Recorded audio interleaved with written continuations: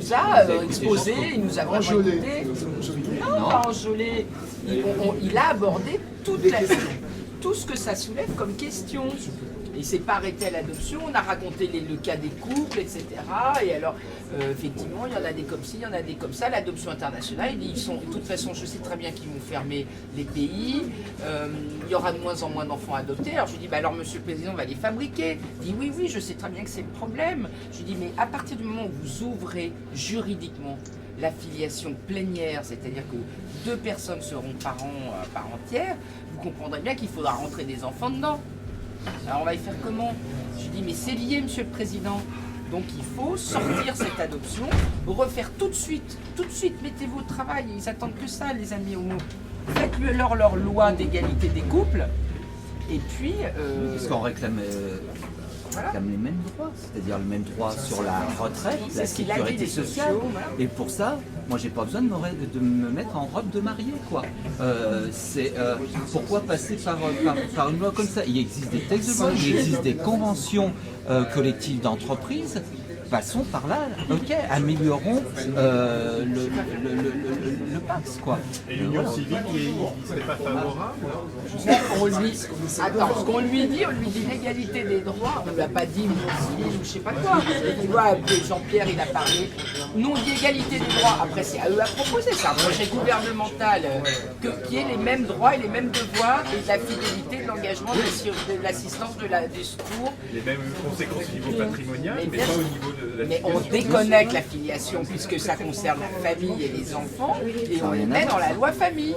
Et on ouvre un grand débat, il va falloir l'ouvrir parce qu'il y a la PMA dedans. Et c'est logique. Je dis, Monsieur le Président, on vient vous apporter la logique pour sortir de cette impasse aujourd'hui où le peuple français est en train de se lever parce qu'il ne veut pas ça. Je dis, c'est le mouvement de la conscience des citoyens qui se lève. Il n'y a pas de démocratie sans conscience. Et il n'y a pas de conscience sans liberté et vérité d'opinion et d'expression. Voilà. Et que la GPA serait une vraie discrimination sociale. Parce que la loi... lui, il est parti sur la GPA. Parce que la loi, en fait, cache... la loi, c'est l'adoption. Mais comme des couples homosexuels ne peuvent pas adopter d'enfants français, déjà les couples hétérosexuels, c'est déjà pas possible, que les conventions des pays étrangers interdisent, etc. Donc en fait, c'est pour amener à la PMA. Je pense qu'il est sensible à la logique. Attends, qui n'avait qu'à faire.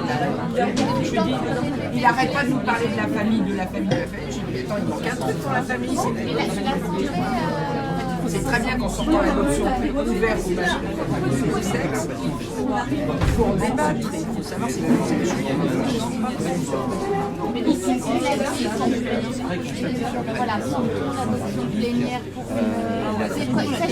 ne répond pas, il dit, mais de toute façon le débat aura lieu, bon, on fait passer cette loi, il dit un peu genre, allez celle-là vous la laissez passer, on débattra on met d'abord l'adoption, et là c'est logique, vous voyez c'est cohérent, mélangez pas les torchons et les cercles. Là, du coup il réagissait comment? Il y a une parce que là il est coincé là-dedans, comment? Bah il a pas fait, je me suis trompé, enfin, moi je vois bien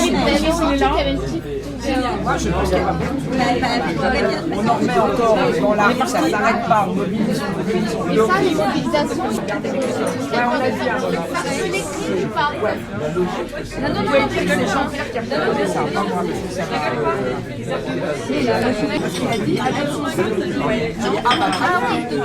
Arnaud, tu peux m'appeler Philippe Rio, s'il te plaît, il y a aussi l'histoire dans cette loi, ça va? Alors attention, adoption, c'est adoption simple et plénier. Là j'ai fait, bon bah alors très bien Monsieur le Président, on s'arrête à l'adoption Albé, appelle-moi sur téléphone. De toute façon ça ne marchera pas. Le père-mère qui devra se lire père-père et mère-mère. Attends, ça va pas là, ça passera pas. Ouais, non, là il sait pas quoi répondre. non, il est pas, il me tente toujours. C'est n'importe quoi. En revanche, tu peux passer ton tel. Mais soyez contents pour garder quand même les textes de loi. Je dis, ouais, on garde effectivement. Vous caviardez pas les lois. Vous affaiblissez vraiment la force probante de la loi. C'est un mot qui doit être compris. Oui, parce qu'il vous disait, soyez contents, on a réussi il n'a pas dit soyez contents. Je lui ai dit, moi c'est quand même plutôt bien que vous n'ayez pas trouvé le texte de loi. Mais cet amendement, je me dis, ah ouais, puis l'amendement, on fait sauter.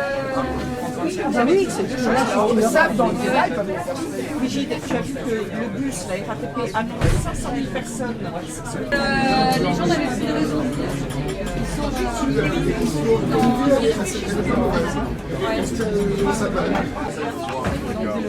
Mais qu'est-ce que ça donne dans la licence parce que c'est pas... On en connaît qu'un. Mais attends, il nous a parlé de tout, adoption par les adoptions, adoption plénière, mais par les célibataires. Il dit, de toute façon, on sait très bien que c'est le mode d'adoption actuel des couples homo. Voilà. Les risques génétiques. Non, en gros, effectivement, la bonne. Enfin, c'est pas qu'il a soulevé ça, adoption ça. À mon avis, c'est peut-être ça la bonne. On va passer par là et on ne touche pas à la révolution. Je ne serai pas le premier président de l'histoire de France à changer la filiation. Vous avez dit, je peux mettre comme Ah oui, ça, oui. Est-ce qu'il était gêné? Non, pas du tout. Pas du tout. Mais il a été... En revanche, on a été reçu dans la grande salle d'apparat à l'État, il m'a mis en face de lui, c'est-à-dire qu'il m'a vraiment considéré comme tu vois, le porte-parole, un peu chef de la tout ça, voilà. J'ai mis ma Lolo à ma droite, Jean-Pierre à ma gauche, j'avais dit je voudrais le garçon à ma droite, voilà. J'ai donné la parole en premier à Jean-Pierre, j'ai dit attendez, c'est quand même qui sont concernés aujourd'hui. Maintenant, on va parler des enfants, et c'est Jean-Pierre qui a parlé des enfants. En disant, moi, si j'ai pas voulu, je me suis taxé, mais si on a pensé, alors attends, le truc le plus extraordinaire, c'est que Jean-Pierre, à la fin, a dit, en disant, Monsieur le Président, je crois que vous avez connu Dominique Léotard, le frère de François et de Philippe. Bien, sachez que ça a été mon premier compagnon. Et nous avons pensé à un moment ensemble avoir des enfants. Et nous nous sommes arrêtés là parce que nous avons pensé qu'il devrait avoir un père. Voilà. Alors effectivement, enfin, on dit que ça Mais ça, c'est bien. C'est bien qu'elle ait dit. Sur BFM, Brigitte a très bien parlé posément. posément, j'aime. Il y a une interview de Pierre Berger.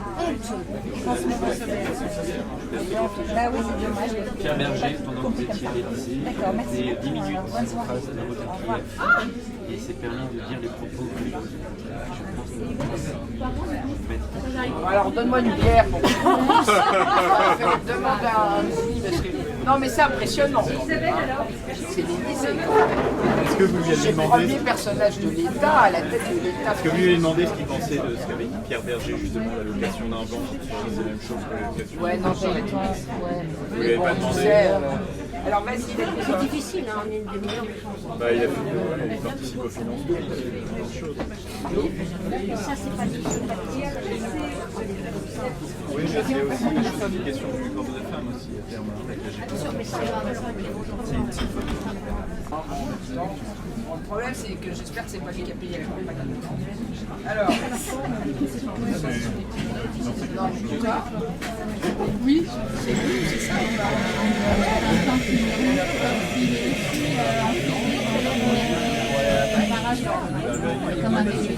Il est devenu là, c'est ça. Je regarde et je lui dis, les manifestants, c'est cette humus antisémite, homophobe et réactionnaire qui est contre tout. On a son bon PD comme on avait son bon juif. Bon, bah, qu'ils viennent à la maison, il va voir, il y en a. Si c'est juste mon bon PD, il y en a beaucoup trop pour être juste un. Non, mais c'est bien. Allez, on va. Non, mais on va dans l'emphase. Tu vois, hystérique, ça va faire la raison, quoi, là. C'est pas bien. Et en fait, s'il nous a reçus peut-être, parce qu'on a insisté sur le fait qu'on était pacifique et non violent, parce que quand on a comme motivation le fait d'avoir de mettre la conscience en avant, c'est pas haineux, c'est pas, comment est-ce qu'on dit, tu vois, c'est pas catégoriel, donc c'est pas agressif, c'est ça. Et voilà, en revanche, en face c'est catégoriel, donc ça va monter en puissance. Peut-être que l'un dans l'autre, ça va discriminer le camp d'en face. Nous, attention, effectivement, et j'appelle donc là aussi en sortant de l'Élysée, tous nos manifestants qui vont être de plus en plus nombreux à bien faire attention à leurs actes, à leurs gestes, à leurs paroles, et à toujours être motivés en premier par la bienveillance vis-à-vis des homosexuels, leur accueil, leur compréhension, leur connaissance d'abord pour beaucoup. Voilà, parce que j'ai dit à François Hollande, il y en a plein qui ne connaissaient pas les homos. Voilà. Et puis il y a quand même une petite raideur sur l'homosexualité. Et on ne peut pas dire que parce qu'on croit en Dieu, on ne peut pas les péder. Hein, c'est pas lié. Voilà. Mais attention, il ne faut pas l'imposer. C'est vrai qu'il faut aussi réfléchir quand nous croyons, à ne pas imposer un dogme qui ne concerne que notre spiritualité et notre âme, et notre vie de citoyen qui est d'abord d'accueillir tout le monde et comprendre leur mode de vie.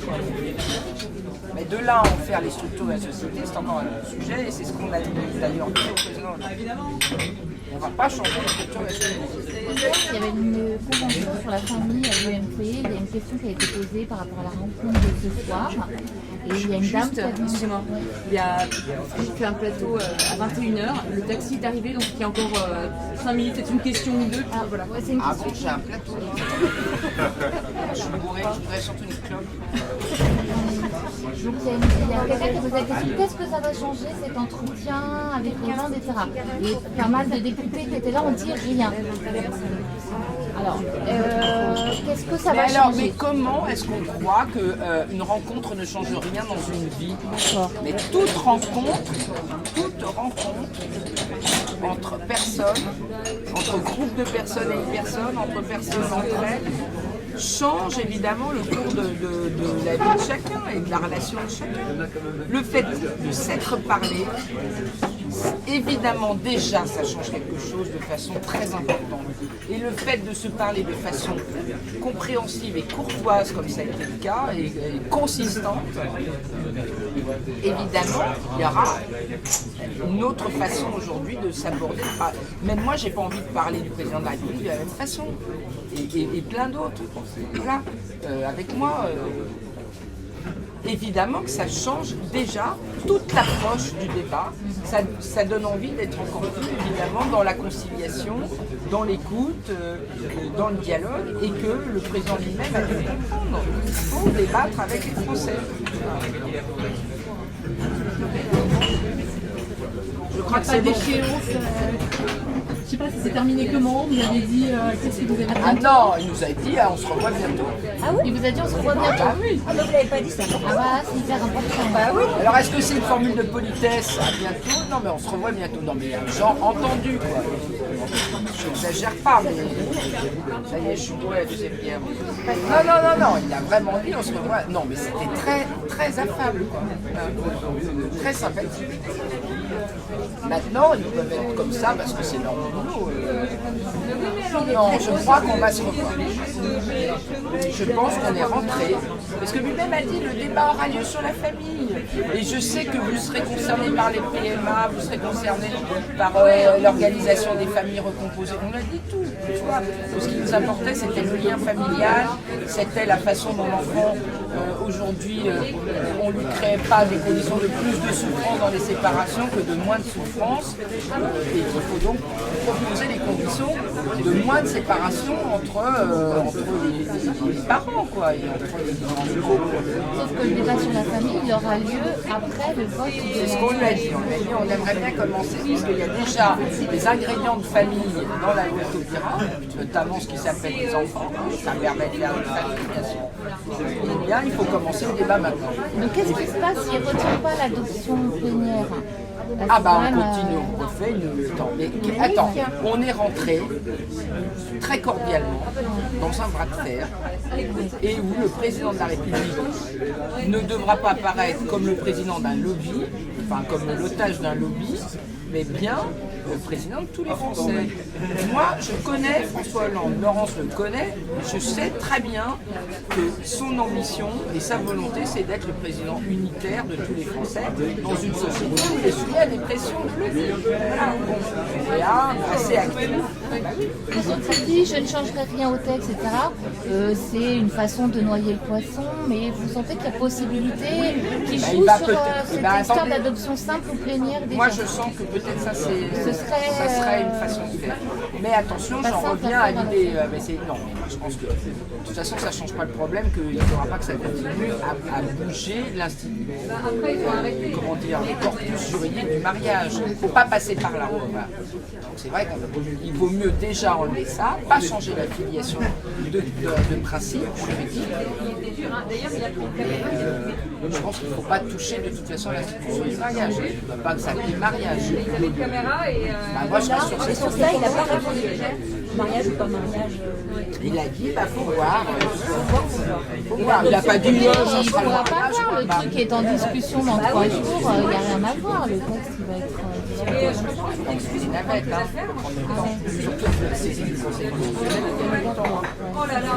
Si ça marche, il faut bien comprendre que si les Français se mobilisent, si les Français se mobilisent pour signer 500 000 lettres et demander la saisine du Conseil constitutionnel, on gagne du temps. Plus on gagne du temps, plus on peut retourner les députés. Il est évident que dans les actions qu'on va mener le 2 février, on va demander aussi aux citoyens de très concrètement dire à leurs députés, soit vous signez contre, vous votez contre et nous on revote pour vous, soit vous votez pour et nous on votera contre vous. Voilà, ça c'est pour les députés. Après vous avez les maires, il faut leur dire la même chose pour les sénateurs. Monsieur le sénateur, si vous voulez qu'on vote pour vous, dira le maire, votez contre la loi. Moi j'y vais. Voilà.